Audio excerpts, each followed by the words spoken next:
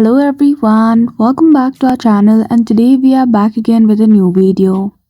So in this video, I will show you how can you easily fix the issue of less secure app not showing Gmail option. So without any delay, let's get into it.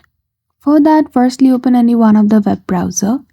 I'm using Google Chrome here and click on the three dots at the top right corner. From the menu, go all the way down and open the setting from the web browser.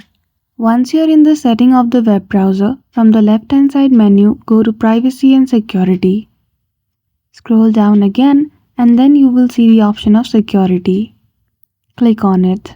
After that, in the Security section, depending upon the version of your web browser, you might be able to see the option of Turn Two-Step Verification or simply the option of Secure Connection. If you see either one of the options in the security of your web browser, simply toggle off both the features. And that's it. So I hope you found this video helpful. If you did, don't forget to give it a thumbs up and subscribe to our channel for such tutorial. Thank you for watching till the end.